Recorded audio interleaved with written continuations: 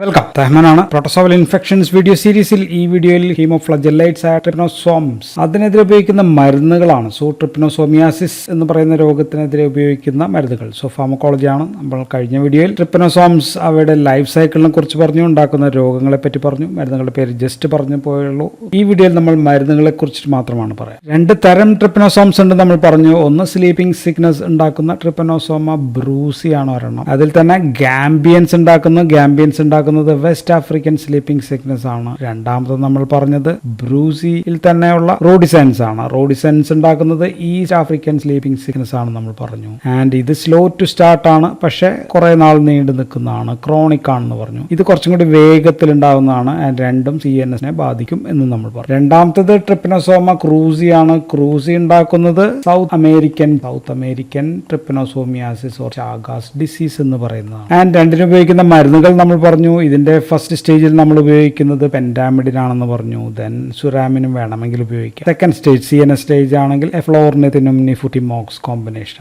East African sleeping sickness ആണെങ്കിൽ നമ്മൾ first സ്റ്റേജിൽ സുരാമിൻ ഉപയോഗിക്കും. രണ്ടാമത്തെ സ്റ്റേജിൽ മെലാർസോപ്രോൾ ആയിരിക്കും ഉപയോഗിക്കും. ദെൻ ക്രൂസി മൂലമുള്ള ചാഗാസ് ഡിസീസിലാണെങ്കിൽ നമുക്ക് രണ്ട് മരുന്നാണ്. ബെൻസ് ഇമിഡസോൾ ആണ് ഒരു മരുന്ന്, നിഫുട്ടിമോക്സ് ആണ് രണ്ടാമത്തെ മരുന്ന്. നമുക്ക് ആദ്യം ട്രിപ്പനോസോമ ബ്രൂസി മൂലമുള്ള അല്ലെങ്കിൽ അതിന്റെ തന്നെ ഗാംബിയൻസി മൂലമുള്ള വെസ്റ്റ് ആഫ്രിക്കൻ സ്ലീപ്പിംഗ് സിക്നസിൽ ഉപയോഗിക്കുന്ന മരുന്നുകളെ കുറിച്ച് പറയാം. സോ ഇവിടെ ഇനീഷ്യൽ സ്റ്റേജ് അല്ലെങ്കിൽ നോൺ CNS സ്റ്റേജിൽ കൊടുക്കുന്ന മരുന്ന് ഡ്രഗ് ഓഫ് ചോയ്സ് ഈസ് പെന്റാമിഡിൻ എന്ന് പറയുന്ന മരുന്നാണ് നമ്മൾ കൊടുക്കുക. സോ പെന്റാമിഡിൻ ഓൺലി ഇൻ ഏർലി സ്റ്റേജിൽ മാത്രമാണ് നമ്മൾ കൊടുക്കുക. So early stage or cutaneous stage അല്ല, ക്യൂട്ടേനിയസ് ഓർ ചാങ്കറിലാണ് നമ്മൾ കൊടുക്കുക. ചാങ്കറിലാണ്. സോ ഈ മരുന്ന് പോസിറ്റീവ്ലി ചാർജ്ഡ് അയമിനാണ്, പോസിറ്റീവ്ലി ചാർജ്ഡ് ആണ് സാധനം. സോ അതുകൊണ്ട് തന്നെ പോളാർ ആണ്, ബ്ലഡ് ബ്രെയിൻ ബാരിയർ കടക്കോ ഇല്ല. സോ അതുകൊണ്ടാണ് ഇത് സെക്കൻഡ് സ്റ്റേജിൽ കൊടുക്കാൻ പറ്റാത്തത്. സോ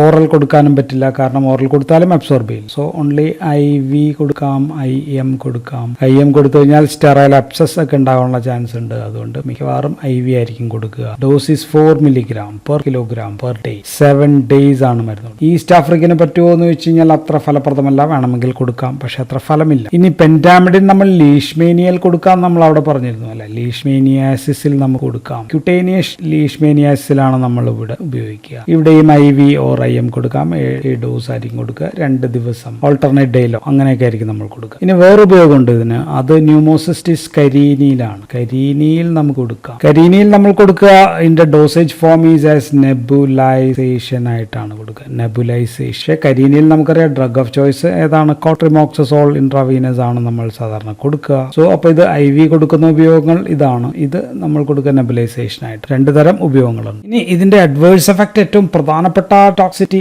ഈസ് ADR ഈസ് നെഫ്രോടോക്സിറ്റി ആണ്. ഡ്രഗ് ഈസ് നെഫ്രോടോക്സിക് ആണ്. ആൻഡ് മിക്കവാറും ഓൾമോസ്റ്റ് 1/4 25% ഇതുണ്ടാകും, നെഫ്രോടോക്സിറ്റി ഉണ്ടാകും. ദെൻ മറ്റൊരു പ്രശ്നം എന്ന് പറയുന്നത് ലൈഫ് ത്രെറ്റനിങ് ഹൈപ്പോഗ്ലൈസീമിയ ആണ്. ഹൈപ്പോഗ്ലൈസീമിയ ഉണ്ടാകാം അറ്റ് എനി സ്റ്റേജ്. ഈ മരുന്ന് ഉണ്ടാക്കാം. ദെൻ പക്ഷേ കുറച്ച് നാൾ കഴിയുമ്പോഴത്തേക്കും ഇൻസുലിൻ ഡിപ്പെൻഡന്റ് ഡയബറ്റീസ് മെലിറ്റസ് ആകും. സോ നമ്മുടെ ബീറ്റാ സെല്ലിനെ നശിപ്പിക്കുന്നതുകൊണ്ടാണ് ഇങ്ങനെ ഉണ്ടാവുക. സോ സൂക്ഷ്മ ശ്രദ്ധ വേണം. വേഗത്തിൽ കുത്തിവെച്ച് കഴിഞ്ഞാൽ BP കുറയാം.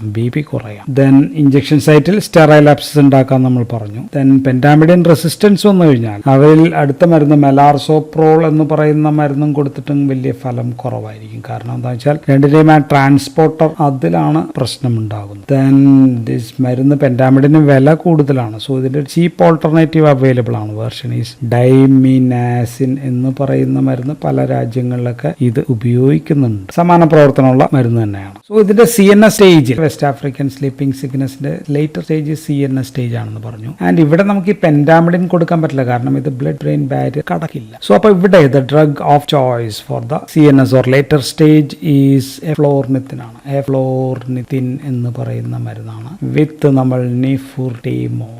So ഇതാണ് drug of choice. So eflornithine is the drug of choice in the CNS stage of west African sleeping sickness. എഫ്ലോർനിത്തിന്റെ മെക്കാനിസം ഓഫ് ആക്ഷൻ പറഞ്ഞു കഴിഞ്ഞാൽ ഇത് ഒരു irreversible inhibitor or catalytic inhibitor of ornithine decarboxylase എന്ന് പറയുന്ന എൻസൈമിനെ തടയുക. So മരുന്ന് ഏകദേശം ഓർണിത്തിനെ പോലെ ആയതിനാൽ drug is a suicidal inhibitor.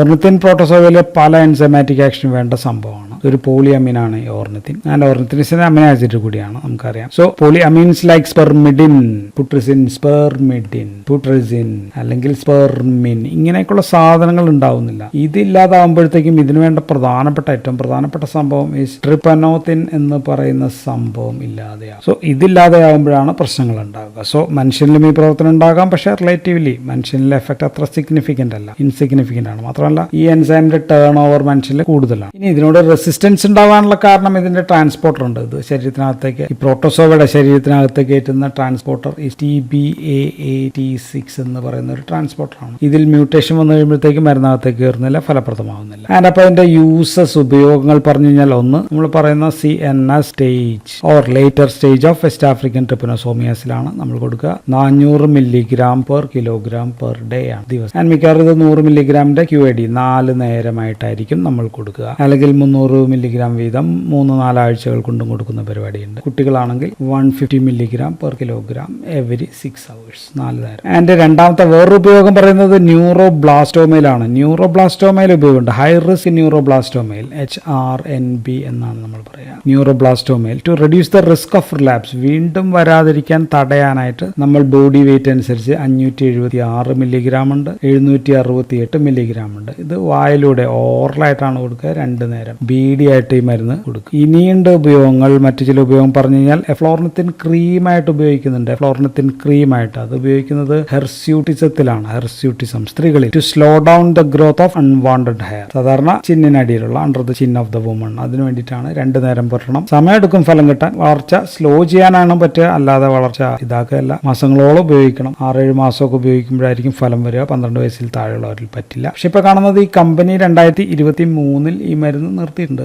ഈ യഥാർത്ഥ കമ്പനി ഉണ്ടാക്കിയത്. മറ്റേതെങ്കിലും കമ്പനിയുടെ ലഭ്യമാണോ എന്ന് എനിക്കറിയില്ല. ഇനി മറ്റുപയോഗങ്ങൾ ആസ് എൻ ഓർഫൻ ഡ്രഗ് ആയിട്ട് അമേരിക്കയിലാണ് അനാപ്ലാസ്റ്റിക് ഗ്ലയോമയിൽ ഉപയോഗിക്കുന്നുണ്ട്. ഫാമിലിയൽ അഡിനോമാറ്റസ് പോളിപ്പോസിസിൽ ഉപയോഗിക്കുന്നുണ്ട്. ദെൻ ഗ്യാസ്ട്രിക് ക്യാൻസറിൽ ഉപയോഗിക്കുന്നുണ്ട്.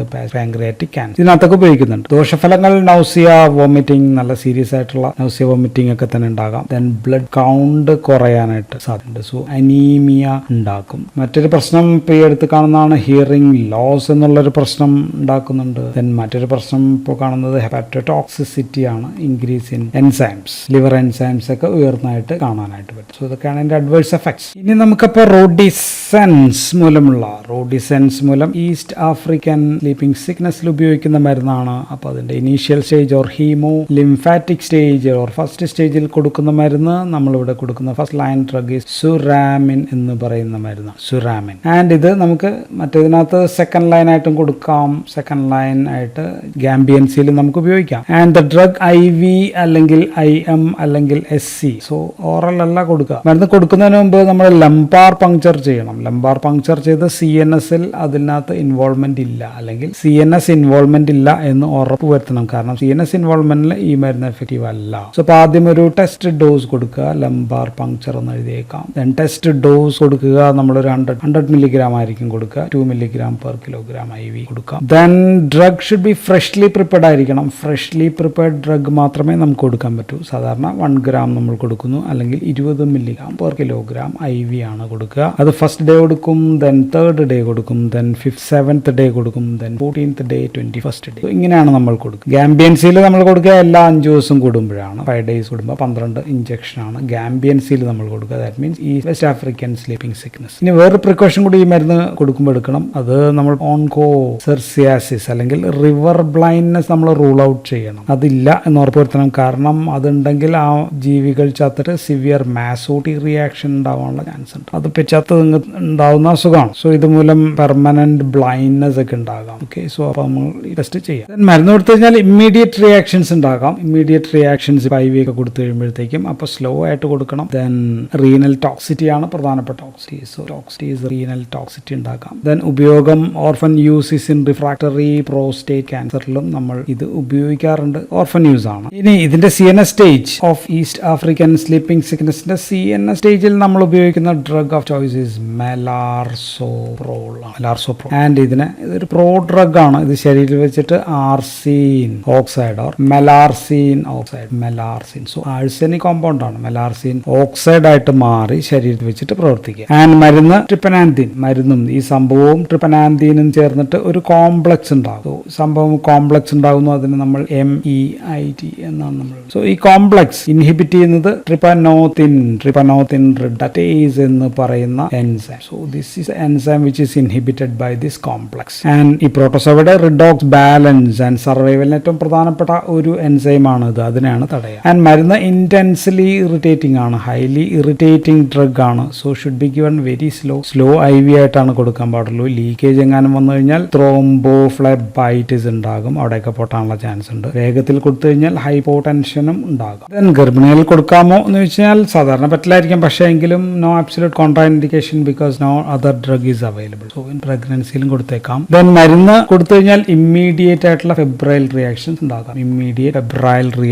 ഉണ്ടാകാം. നമുക്കതൊക്കെ കുറയ്ക്കാൻ പ്രെഡ്നിസോളം പോലെയുള്ള മരുന്നുകളൊക്കെ കൊടുത്ത് കുറയ്ക്കാം. ദെൻ ഹൈപ്പർ ടെൻഷൻ ഈ മരുന്ന് മൂലം ഉണ്ടാക്കാം. ദെൻ ഹേർട്ട് ഡാമേജ് ഉണ്ടാക്കാം. റിയാക്റ്റീവ് എൻസെഫലോപ്പതി പ്രശ്നങ്ങൾ ഉണ്ടാക്കാം. പെരിഫറൽ ന്യൂറോപ്പതി ഉണ്ടാക്കാം. ദെൻ ആൽബുമിനൂറി ഉണ്ടാക്കാം. സോ ഡാമേജ് ഉണ്ടാക്കുന്നുണ്ട്. സോ നെഫ്രോൺ ഡാമേജ് ഉണ്ടാക്കാം. ദെൻ G6PD ഡെഫിഷ്യൻസി ഉള്ള ആൾക്കാരിൽ കൊടുക്കാൻ പാടില്ല. ലെപ്രസിയൊക്കെ ഉണ്ടെങ്കിൽ ദിസ് ക്യാൻ ബി പ്രസിപ്പിറ്റേറ്റ്. മരുന്ന് മൂലം ആ പ്രശ്നങ്ങൾ കൂടുതലായിട്ട് വരാം. പിന്നെ നമുക്ക് പറയേണ്ടത് Chagas disease or south American trypanosomiasis. ചാഗയിൽ നമുക്ക് ഉപയോഗിക്കുന്ന മരുന്നാണ്. 2 മരുന്നാണ്. വൺ ഈസ് ബെൻസിമിഡസോൾ ആണ് ഒരു മരുന്ന്, രണ്ടാമത്തത് നിഫുട്ടിമോക്സ്. രണ്ടും കൂടി കോമ്പിനേഷൻ ആയിട്ടായിരിക്കും കൊടുക്കുന്നത്. നിഫുട്ടിമോക്സ് നമ്മൾ നേരത്തെ പറഞ്ഞാണ് ഫ്ലോർനിത്തിനൊപ്പം later CNS stage of west African, അതിനും കൊടുക്കാം എന്ന് നമ്മൾ പറഞ്ഞതാണ്. സ്ലീപ്പിംഗ് സിക്നസിന് കൊടുക്കാം. എഫ്ലോർനിത്തിൻ ഒപ്പമാണ് സാർ നമ്മൾ കൊടുക്കുക. ആൻഡ് ഇത് കേസിൽ ബെൻസിമിഡസോൾ ആണ് more effective drug, more preferred ഇതാണ്. 2 മരുന്നും ഈ മെട്രോനിഡസോൾ പോലെയുള്ള മരുന്നുകളാണ്. സം ഇമിഡസോൾ ഡെറിവേറ്റീവ് ആണ്. So this can cos NADH dependent mitochondrial nitrogen free radicals ആണ് ഉണ്ടാക്കുക. So this produces free radicals ആണ്. മെട്രോനിഡസോളും അങ്ങനെയൊക്കെ തന്നെ ആയിരുന്നു. സോ അങ്ങനെയുള്ള ഇഞ്ചുറി മൂലമാണ് സംഭവത്തെ കൊല്ലുക, ഓർഗാനിസത്തെ നശിപ്പിക്കുക. ആൻഡ് ബോത്ത് ഏർലി സ്റ്റേജിലും ലേറ്റ് സ്റ്റേജിലും എല്ലാം ഈ മരുന്നുകൾ കൊടുക്കുന്നു. ആൻഡ് നിഫുട്ടിമോക്സ് എന്ന് വെച്ച് കഴിഞ്ഞാൽ ഹൈ ഫസ്റ്റ് പാസ് മെറ്റബോളിസം കൂടുതലാണ്. സോ ആക്ച്വലി 4 നേരമൊക്കെ കൊടുക്കേണ്ടി വരും എന്നുള്ളതാണ്. ആൻഡ് ബെൻസിമിഡസോൾ ആണെങ്കിൽ നമുക്ക് BD 2 നേരം കൊടുത്താൽ മതി എന്നുള്ളതാണ് അതിന്റെ ഗുണം. ആൻഡ് ബെൻസിമിഡസോൾ ക്യാൻ കോസ് അർട്ടിക്കേറിയൽ റാഷസ് ഉണ്ടാക്കാം. സോ ഒരുപാട് ആൾക്കാർ ഈ മരുന്ന് കഴിക്കുമ്പോൾ അത് നിർത്താനായിട്ടുള്ള ചാൻസ് ഉണ്ട്. മരുന്ന് നിർത്തിവെക്കേണ്ടിയൊക്കെ വരുന്ന കണ്ടീഷൻസ് ഈ ബെൻസിമിഡസോൾ. സോ അത്രയും അത് കുറവാണ്. പക്ഷേ എഫക്റ്റീവ് ഡ്രഗ് ബെൻസിമിഡസോൾ ആണ്. ആൻഡ് 2 മരുന്നും ആൽക്കഹോൾ അല്ലെങ്കിൽ ഡൈസൾഫുറാമിനൊപ്പം ഒന്നും കൊടുക്കാൻ പാടില്ല. ആൽക്കഹോളിനൊപ്പം കൊടുത്തു കഴിഞ്ഞാൽ ഡൈസൾഫുറാം ലൈക്ക് റിയാക്ഷൻസ് ഒക്കെ ഉണ്ടാകാനുള്ള ചാൻസ് ഉണ്ട്. So should not be given, contraindicated ആണ്. ആൻഡ് നിഫുട്ടിമോക്സ് സാധാരണ 300 mg TID ആണ് നമ്മൾ കൊടുക്കുക. ഒരു 60 ദിവസം കൊടുക്കേണ്ടി വരും. ബെൻസിമിഡസോൾ ആണെങ്കിൽ നമ്മൾ പറഞ്ഞ 5 to 7 mg/kg/day 2 നേരം ഡിവൈഡഡ് ഡോസസ് 2 ഡോസസ് ആക്കിയിട്ടായിരിക്കും നമ്മൾ കൊടുക്കുക 60 ദിവസം. സോ അപ്പോൾ ഇത്രയും കാര്യങ്ങളാണ് നമുക്ക് ട്രിപ്പനോസോമിയാസിസ് ആൻറ്റി ട്രിപ്പനോസോമിയൽ മരുന്നുകൾ എന്ന് പറഞ്ഞ് നമുക്ക് പറയാനുള്ളത്. So that's all in this video. Thank you for watching.